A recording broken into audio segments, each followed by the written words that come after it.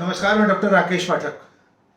मध्य प्रदेश में भारतीय जनता पार्टी की सरकार और पार्टी संगठन दोनों इस वक्त ज्योतिरादित्य सिंधिया और उनके खेमे के ताल ठोकने से परेशान है। भारतीय जनता पार्टी की मध्य प्रदेश में सरकार ज्योतिरादित्य सिंधिया की कृपा से ही बनी है, लेकिन अब उनके समर्थक यानी ज्योतिरादित्य सिंधिया के समर्थक लगातार ऐसी बयानबाजी कर रहे हैं कि भारतीय जनता पार्टी के जो मूल कार्यकर्ता हैं, मूल जो नेता हैं, जिन्हें देव दुर्लभ कार्यकर्ता कहा जाता है, जो निष्ठावान कार्यकर्ता हैं, वे हलाकान हो रहे हैं। और इसकी शुरुआत उसी मूल वजह से होती है जिसे ज्योतिरादित्य सिंधिया की गुना शिवपुरी से हार के रूप में बार बार याद दिलाया जाता है। और इस दफा शुरुआत की है मध्य प्रदेश सरकार में, यानी शिवराज सिंह की सरकार में, ज्योतिरादित्य सिंधिया के खेमे से आए हुए उनके खासम खास महेंद्र सिंह सिसोदिया के एक बयान से।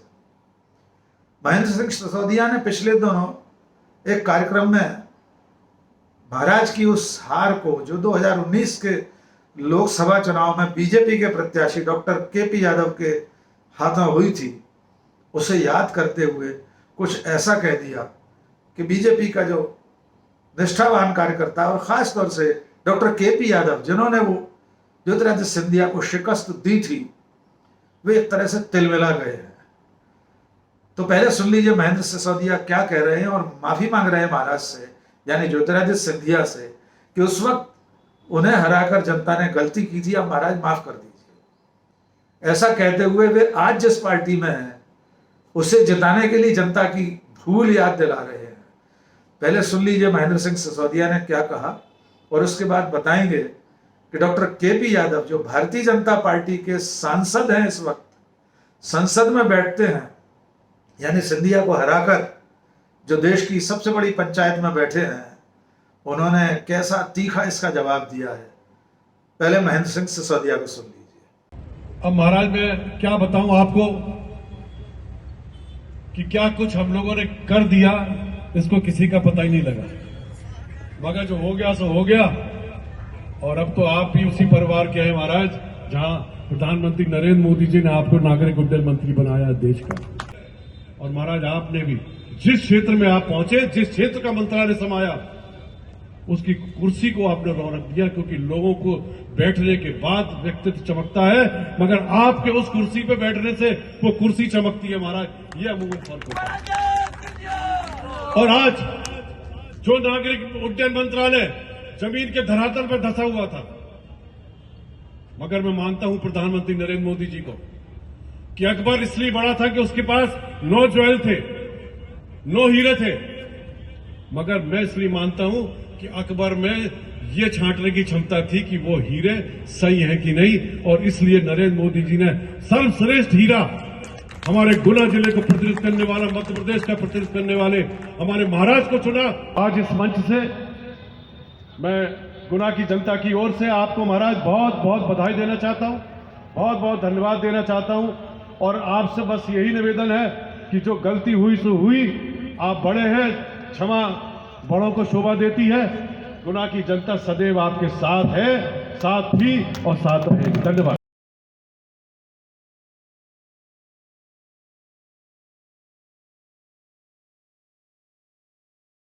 तो महेंद्र सिंह सिसोदिया जब ये कहते हैं कि 2019 में गुना शिवपुरी की जनता से गलती हो गई थी, भूल हो गई थी, यानी बीजेपी को जिताना भूल मान रहे हैं वे, और महाराज से कह रहे हैं कि आप तो बड़े हैं, क्षमा बड़न को चाहिए जैसी बात कर रहे हैं, तब केपी यादव, जिन्होंने ज्योतिरादित्य सिंधिया को 1.25 लाख वोटों से हराया था 2019 के लोकसभा चुनाव में, उनका तिल मिलाना एकदम वाजिब है।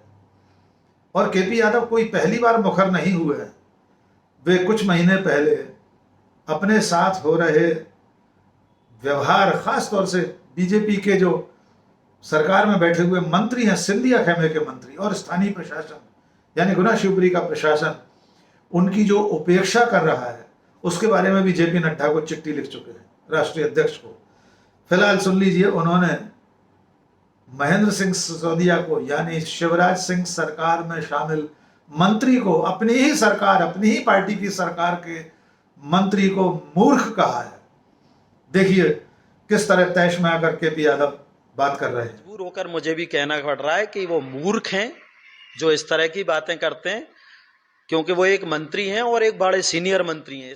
इस तरह के जब वो स्टेटमेंट देते हैं तो उनको देख के वाकई में अब एक एक कार्यकर्ता को ये लगने लगा है कि 2020 में जरूर शायद हमारी पार्टी से कोई गलती हुई है कि ऐसे लोगों को बिना सोचे समझे, जिनको भारतीय जनता पार्टी की रीति नीति के बारे में नहीं पता, जिन्हें भारतीय जनता पार्टी के महापुरुषों के बारे में नहीं पता, जिन्हें हमारे देश के प्रधानमंत्री के बारे में नहीं पता कि उसकी तुलना किससे की जाए, ऐसे व्यक्तियों को भारतीय जनता पार्टी में लेना शायद हमारी गलती। केपी यादव जो कांग्रेस छोड़कर बीजेपी में आए थे और उसी बीजेपी में ज्योतिरादित्य सिंधिया आ गए, तो केपी यादव की गति तो भई गति सांप छछूंदर केरी हो गई है। और वे कह रहे हैं कि शायद भूल तो भारतीय जनता पार्टी से हुई है जो इन लोगों को पार्टी में शामिल कर लिया, लेकिन ऐसा कहते वक्त वे भूल रहे हैं कि भारतीय जनता पार्टी की चौथी बार सरकार शिवराज सिंह के नेतृत्व में इन्हीं लोगों के दल बदल से तो बनी है।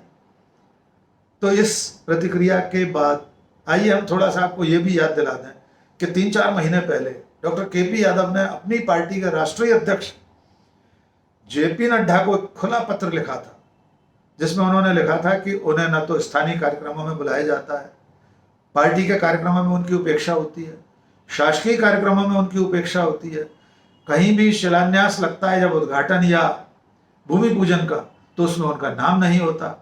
जिले की कई ऐसी प्रशासकीय समितियां होती हैं जिनकी अध्यक्षता सांसद को करनी होती है, उन्हें अध्यक्षता के लिए नहीं बुलाया जाता।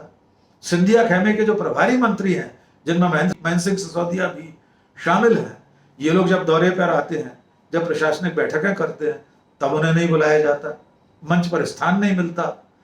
और उन्होंने उस चिट्ठी में राष्ट्रीय अध्यक्ष को बहुत स्पष्ट लिखा था कि ज्योतिरादित्य सिंधिया के खेमे के लोग उनकी जो उपेक्षा कर रहे हैं, अगर ऐसा ही चलता रहा तो ग्वालियर चंबल में भारतीय जनता पार्टी डूब जाएगी, शून्य हो जाएगी।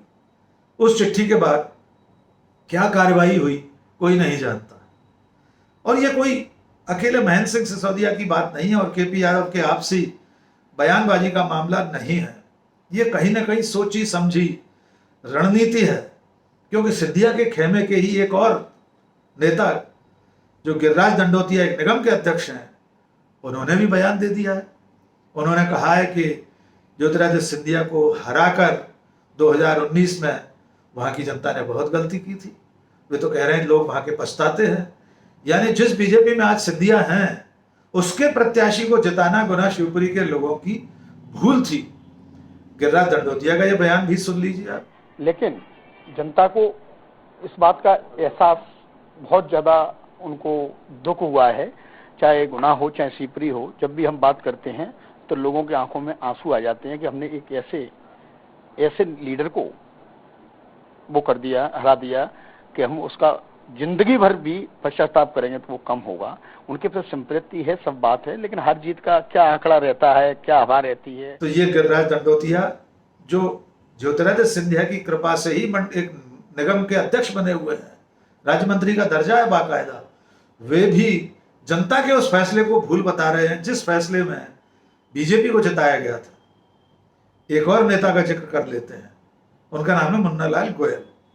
जब ज्योतिरादित्य सिंधिया ने दल बदल किया तो उनके साथ जो विधायक आए थे भारतीय जनता पार्टी में, उनमें मुन्नालाल गोयल भी ग्वालियर पूर्व के विधायक थे।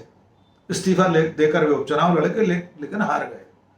उपचुनाव में मिली हार के बाद ज्योतिरादित्य सिंधिया के जो भी हारे हुए लोग थे जिन्हें उपकृत करने के लिए निगम मंडलों में समायोजित किया गया, उनमें एक मुन्नालाल गोयल भी है। वे मध्य प्रदेश बीज निगम के अध्यक्ष हैं, राज्य मंत्री का दर्जा है। वे भी एक तरह से जो शिवराज सिंह की सरकार, अपनी ही सरकार के खिलाफ मोर्चा खोले बैठे। भोपाल में प्रेस कॉन्फ्रेंस की बाकायदा, अपने निगम के यानी बीज निगम के हाल बेहाल पर बाकायदा पत्रकारों को उन्होंने कहानियां सुनाई। कहा कि अधिकारी काम नहीं करते हैं, निगम की जो एमडी है वे दौरे नहीं करती हैं। निगम जो 2015-16 तक अपने अंश पूंजी के आधार पर फायदे का था, वो आज शून्य पर पहुंच गया है। ये मुन्नालाल गोयल के आरोप आखिर किसके खिलाफ हैं? शिवराज सिंह और उनकी सरकार के खिलाफ, क्योंकि उनकी सरकार का निगम उसी के वो अध्यक्ष हैं। लेकिन मुन्नालाल गोयल ज्योतिरादित्य सिंधिया के खासम खास सिपह सालार हैं और वे प्रदेश की राजधानी भोपाल में आकर प्रेस कॉन्फ्रेंस करके अगर ये आरोप लगाएं कि अधिकारी लापरवाही कर रहे हैं, उनकी कारगुजारियों से उनका निगम डूब गया है, शिवराज सिंह से मिलें, 3-4 पेज की उन्हें चिट्ठी लिख कर दें, तो इसके संकेत बहुत सामान्य और सहज नहीं माने जा सकते। आइए मुन्नालाल गोयल को भी सुन लीजिए और साथ में उनकी चिट्ठी का स्क्रीनशॉट भी हम आपको दिखा रहे हैं। ये रहे मुन्नालाल। 15-16 तक तो ठीक था, मुनाफे में थे अपन, मैंने आंकड़ा दिया आपको। 15-16 तक हमारी परिस्थिति अच्छी थी और 16 से लेकर 22 तक का जो कार्यकाल है इसमें हमारी परिस्थिति गड़बड़ा गई है 7 साल में। हाँ, तो ये सब मैं अवलोकन कर रहा हूँ तो इस 7 साल में जितने एमडी रहे हैं बीज निगम के या जितने अध्यक्ष रहे, क्या वो भी इसको दुरुस्त नहीं कर पाए? उनके सरपरस्ती में चलता रहा। देखिए हर अधिकारी, हर एमडी या हर अध्यक्ष उपाध्यक्ष जो भी आते हैं अपनी जिम्मेदारी निभा करते हैं। अब चूंकि मैं कोई किसी पर टिकट पर नहीं आया, मेरा उद्देश्य है कि वर्तमान की जो स्थितियां हैं उन स्थितियों को मैं ठीक कर पाऊं। और एक मत मेरा लक्ष्य है कि मैं समझता हूं कि यदि हमको बीज निगम को मुनाफे पहुंचाना है तो हम केवल अपने जितने भी हमारे फार्म हाउस हैं उन फार्म हाउस को हम घाटे से उबार के मुनाफे में ले जाए, और मुनाफे में यही होगा कि उत्पादन लक्ष्य पूरा कर पाए। यदि हमने उत्पादन लक्ष्य पूरा कर लिया तो निश्चित तौर पर ये हमारा घाटा कम हो जाएगा। हाँ, मैंने दिया ना कि 22 पंजीबद्ध हैं और करीब 16 करोड़ रुपया की वसूली का भी इनसे पूरा चल रहा है मामला आते हैं। तो हमने कहा है कि जिन लोगों पर कार्रवाई लंबित है, तो लंबित क्यों है हमें कारण बताएं और इनसे वसूली की जाए। कल मैंने निर्णय कर दिया है कि जो भी दागी अधिकारी है इनसे वसूली की जाए। हमारा निगम घाटे में वसूली करिए आप, भाई उत्पादन लक्ष्य आप तय कर रहे हो, ठीक है ना, कि इसमें इतना होगा और उत्पादन लक्ष्य पूरा नहीं कर पाए तो जिम्मेदारी उसकी है ना अधिकारी की। आपको भी सख्त होना पड़ेगा जो करके। तो मध्य प्रदेश में राजनीति किस करवट बैठेगी इसकी आहट धीरे धीरे सुनाई देने लगी है। ज्योतिरादित्य सिंधिया के खेमे के लोग, उनके मंत्री जिस तरह मुखर होकर बोल रहे हैं, खास तौर से बीजेपी को जिताने को भूल बता रहे हैं, अपनी सरकार के अधिकारियों और पूरे तंत्र को नाकाम बता रहे हैं, उससे कहीं ना कहीं लगता है कि आने वाले दिनों में असली बीजेपी जो है, जिसमें शिवराज सिंह, विष्णुदत्त शर्मा आते हैं, जो परंपरागत कार्यकर्ता हैं वे आते हैं, और दूसरी बीजेपी वो बन गई है जिसे सिंधिया की बीजेपी कहा जाने लगा है, उनके बीच रस्साकशी बढ़ेगी। इसके संकेत एक और तरीके से देखे जा सकते हैं। ज्योतिरादित्य सिंधिया को पिछले दिनों भोपाल में जो सरकारी बंगला मिला था उसकी खूब साज सज्जा के बाद उनका गृह प्रवेश वहां हुआ, उसी श्यामला हिल्स पर जहां मध्य प्रदेश के मुख्यमंत्री शिवराज सिंह का निवास है। 2 भूतपूर्व मुख्यमंत्रियों के बीच में, दिग्विजय सिंह और उमा भारती के बंगलों के बीच में राजसी बुलंद दरवाजे के साथ ज्योतिरादित्य सिंधिया का सरकारी आवास तैयार हो गया है और उसमें उन्होंने गाजे बाजे के साथ, पूजन अर्चन के साथ प्रवेश कर लिया है। लगातार ऐसी खबरें आ रही हैं कि अब ज्योतिरादित्य सिंधिया भोपाल में अपनी आमदोरफ्त बढ़ाएंगे और उन्होंने बढ़ा दी है। जल्दी पिछले एक पखवाड़े में भी 2-3 बार भोपाल आ चुके हैं और उनके भोपाल आने पर उनके खेमे के लोग, उनके सिपह सालार, उनके खेमे के मंत्री, निगम मंडल अध्यक्ष, कार्यकर्ता, सबका जमावड़ा वहां एक समानांतर सत्ता केंद्र के रूप में शुरू हो गया है। देखना होगा आने वाले दिनों में सिंधिया की बीजेपी और असली बीजेपी का जो संघर्ष है वो और कितना आगे बढ़ता है, उसमें और कितनी गर्मी आती है। फिलहाल हर दिन के बयान केपी यादव जैसे सांसद का सिंधिया खेमे के मंत्री को मूर्ख कहना, और उसके बाद फिर से एक बयान दिया उन्होंने, उसका स्क्रीनशॉट भी देख लीजिए। उन्होंने कहा कि 2019 की मेरी जीत यानी ज्योतिरादित्य सिंधिया की हार ऐतिहासिक घटना थी जिसे कई पीढ़ियां याद रखेंगी। तो जिस हार को सिंधिया खेमे के लोग नहीं पचा पा रहे, उसी हार को बीजेपी के जो नेता हैं वे लगातार याद दिलाते हैं और जैसे चिढ़ाने का काम करते हैं। तो ये एक दूसरे को चिढ़ाने का काम, एक दूसरे पर छींटाकशी, वार, रार और तकरार आगे चलकर किस करवट बैठेगी इस पर राजनीतिक प्रेक्षकों की नजर बनी रहेगी। आखिर में एक गुजारिश, अगर आपने अब तक हमारा चैनल सब्सक्राइब नहीं किया है तो आज ही सब्सक्राइब कर लीजिए, अपने दोस्तों के बीच इसे साझा कीजिए। आपको वीडियो कैसा लगा कमेंट करके हमें ज़रूर बताइए। आज बस इतना ही, बहुत बहुत शुक्रिया। जय हिंद।